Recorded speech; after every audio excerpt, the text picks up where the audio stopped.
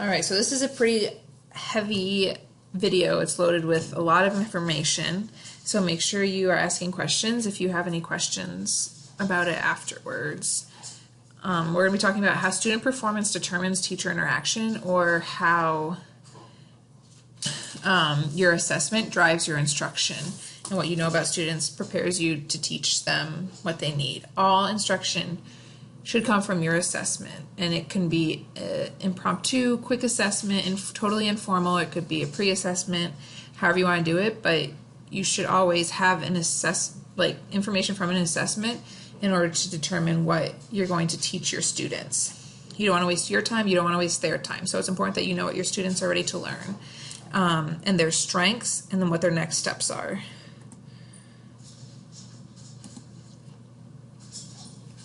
So the teacher creates the assessments to form instruction based on the learning progression. There's a lot going on in this sentence. If you are unfamiliar with the learning progression, part of this course is a video and instruction about how to create a learning progression and what that is. It's basically the steps to show how to reach mastery of a different standard. The standard is broken up into different components, and your assessments should match up with each of those components, so you can really pinpoint where your instruction needs to be, what students are struggling in. And this is kind of like our assessment to instruction timeline. So you start with your learning progressions, where you break down each standard into manageable instructional pieces.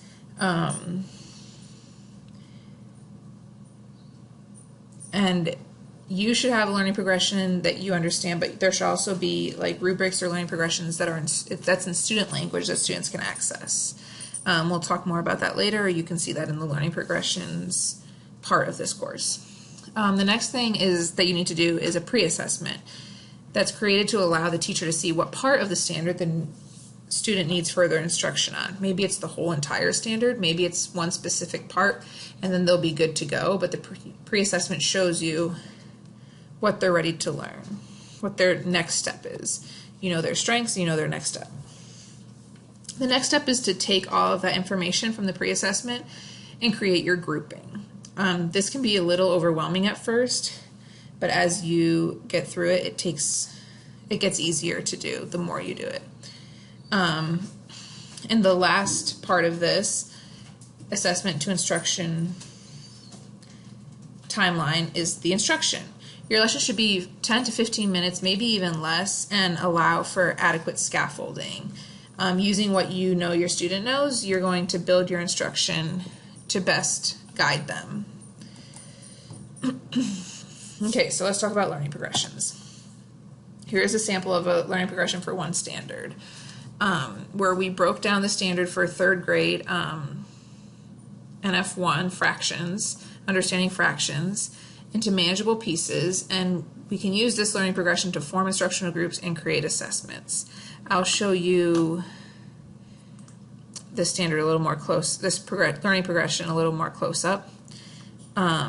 So for this standard, basically they need to know that a fraction is part of a whole divided into equal parts.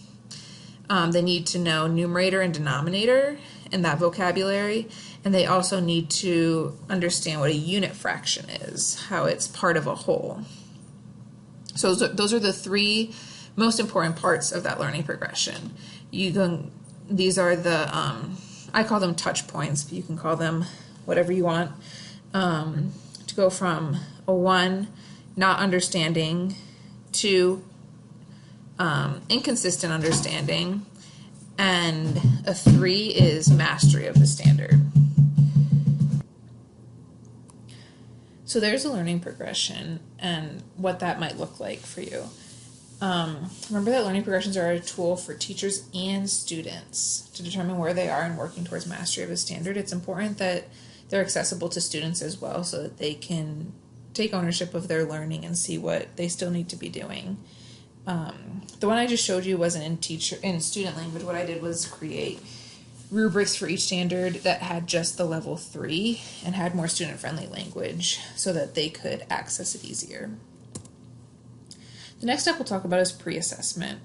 and how we can create and use pre-assessments to help learners. There are a lot of different resources you can use when creating an assessment, such as the iReady Standard Mastery, which is easy because they're already created for you. You can use Google Forms, which is self-grading. It reports, you can make a quiz through Google Forms and it will report the score to the students and to you. You can use the iReady Toolbox, as well as state standards, district standards, and the district pacing guide. Really, those last three you should be using just so, because you need to be familiar with the standards and what's going on. Here is an example of a paper pencil one where we used Teacher Toolbox questions to show the different parts of the learning progression. If you look, you can see that the first question shows equal parts, the understanding of equal parts. The second question shows that they can write the fraction correctly. It would be 2/6. This would be here again, writing the fraction correctly. And then this would be knowing the unit fraction. If a rectangle is 1/4 of the shape, they should be able to draw that where that's the unit fraction.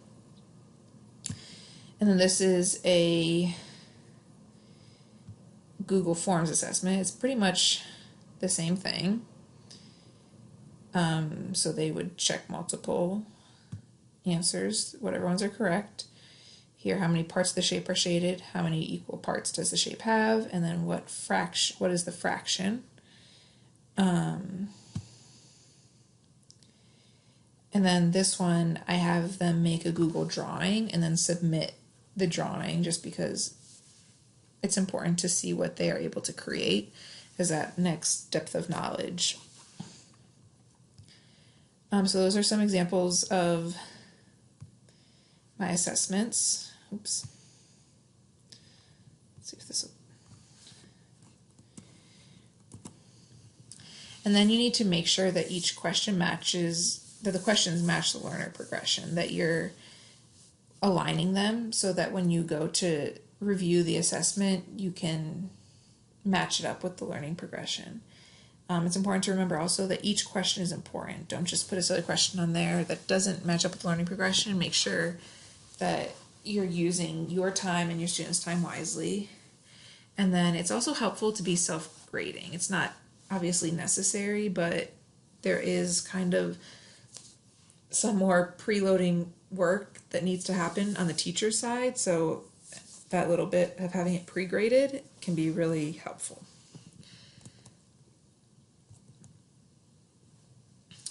Okay, so then we go into analyzing the assessment. So we're not really grading the assessment, giving them like a B, C, or D, or a 3 out of 4. We're just seeing what they understood and what they were able to do, and then what they need to do next.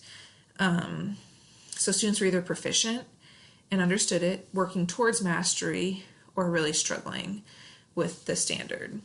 And it's important to remember that pre-assessments are not a measure of mastery. If a student got a 100% on the pre-assessment, you need to collect more information to show mastery.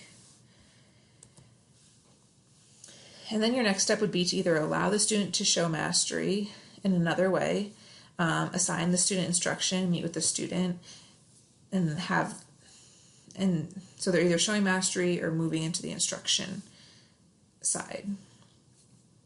And you can combine knowledge of the student with the pre-assessment and determine what's best for that student. Will they do best with a blended approach where they're working on the computer,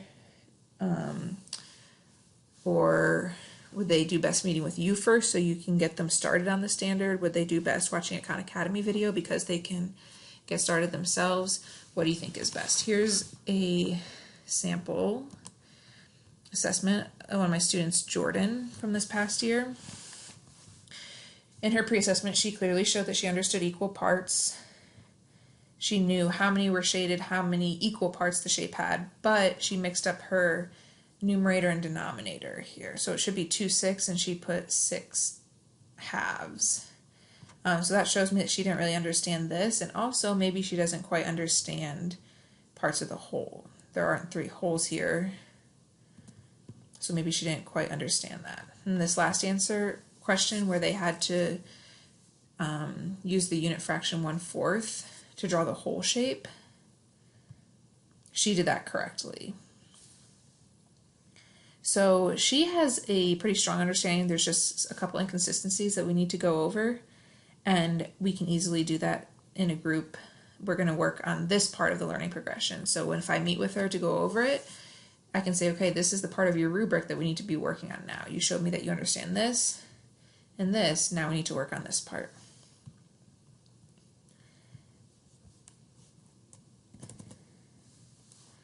And then we can determine what the next steps are for her there.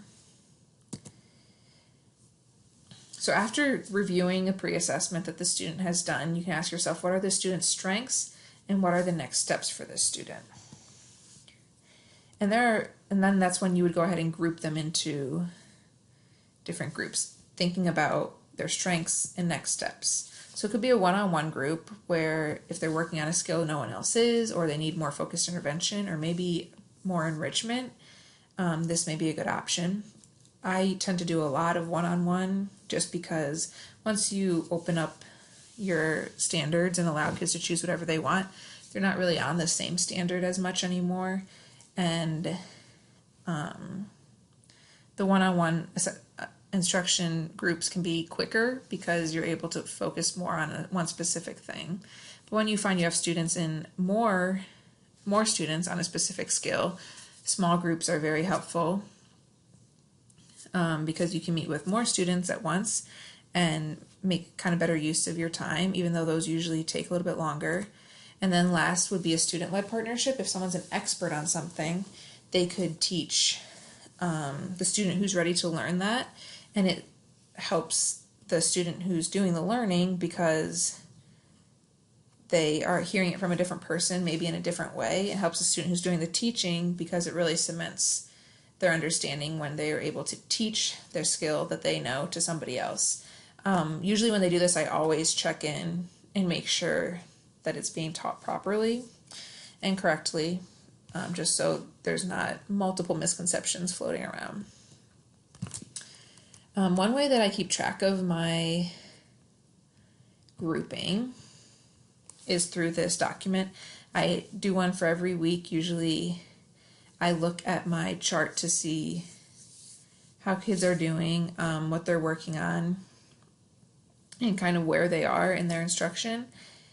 And then I can plug them in for different parts. So this I have for math, writing, and reading. For math, I have broken up the time so I can do 3 strategy lessons, an assessment, and then maybe some conferences or check-ins. And you can use this however loosely you want it. Like sometimes for strategy lessons, I'll just put the kids I'm meeting with at conferences for those 15 minutes or conferring with. And usually I fill out for Monday and Tuesday at the beginning of the week. So let's say I'm going to meet with Jordan on Monday and maybe anybody else who needs to work on numerators and denominators. And then I meet with them and I'm assign them some things to work on, maybe something online to work on or a center. And I say, okay, I'm going to meet with you again on Wednesday. And then I can write her name in on Wednesday. If I think she'll need more time to work on it before we meet again, I can move it to Thursday. But I usually fill out Monday and Tuesday for the week and leave Wednesday, Thursday, and Friday blank so I can plug kids in as we go. And I see more of what they need. So it's really important to remember to always refer to the learner progression when making your groups. If your pre-assessment questions match up well enough to the learner progression, you shouldn't have a problem creating the groups. It should be easy to say they need this and they'll be in this group. And then lastly, we have instruction. So you can use your learning progression to help form your instruction and create lessons and groups based on the learning progression. And it's important to make sure that students understand what part of the standard they're working on as well, and that learning progression is open to them. So the different things that we've kind of talked about with small group, one-on-one conferring, and peer-to-peer instruction. And then there's blended learning, where you can have kids go on the computer and either you made a video and kind of flipped your instruction that they can watch, or you use a resource like Khan Academy or LearnZillion or iReady to have them watch it themselves online. And then that's how you create and administer your instruction.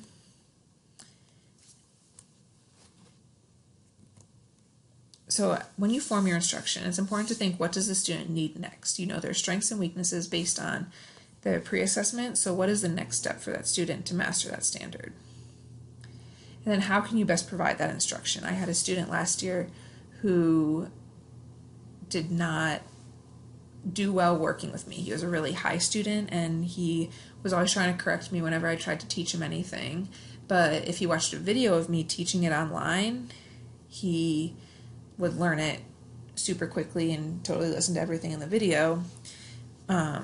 So I made sure that I provided his instruction online, and I would check in with him once or twice a week just to make sure that he was staying accountable to his learning and doing what he needed to be doing. But he did so much better working on his own than when he worked with me, and I totally accepted that and let it happen as long as I knew that he was learning and doing what he needed to do. And then you need to think about what resources are available to help the student learn the concept that they don't understand. You can have your mini lesson and show them how you would do it and use manipulatives, but then when you're done with them, are you going to have them work online? Are you going to have them do a center? Are you going to have them continue working with the manipulatives? What is going to be the best way to help them? Maybe if it's reading, you're helping them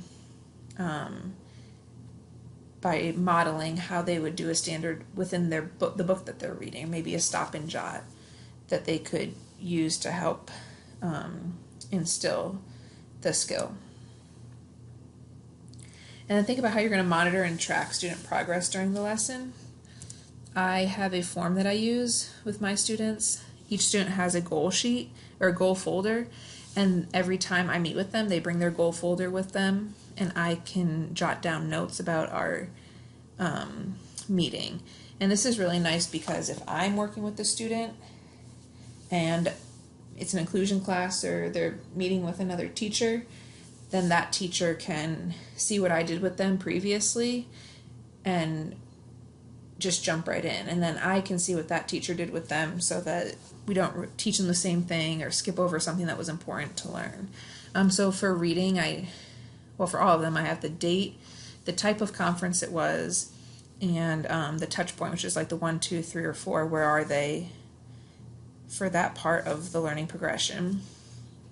And then for reading, I have F for fluency, accuracy, A for accuracy, C for comprehension, E for expand vocabulary, and then other, or I could just write the standard in here. And then what we did and what I noticed and what we need to do next. So I usually make these front to back and just keep them in their thing. I have a code for each meeting, and that goes under the type. And then I have the same thing for writing and for math. So that way that's how I monitor my instruction with the students and make sure that they're on track and progressing well. If they're not making progress and they keep getting 2s for 3 or 4 times in a row, I need to take a step back and look at my instruction and think about how I need to change it, or what I can do better, or what I can do to better help that student.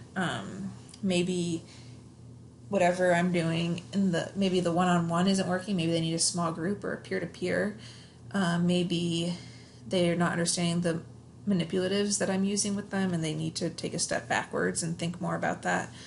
But I just need to reflect and see what's causing them to not make progress, and those sheets are a really great way to make sure that I'm accountable for my students' progress. And think about how you structure your lessons. Always make sure you start with the teaching point objective so they know what they're going to be learning. And then just like scaffolding, you do the teaching, and then the active engage, they practice it and do it themselves. While they're doing that, you can assess their understanding, maybe give them a couple questions to do completely independently and see how they understand it, and then create a link of how they'll continue to use this, what they need to do next, or what you expect from them. And then think about the next step. How do they do? Do they need to continue working on that standard? Are you ready to move from manipulatives to pictorial, or are you ready to dive into that reading standard a little more, and you've modeled it maybe, now you want them to try it in their own book? What is the next step? So jot that down on your notes, and then next time you meet with them, you say, oh yeah, I had you work on this. How did that go?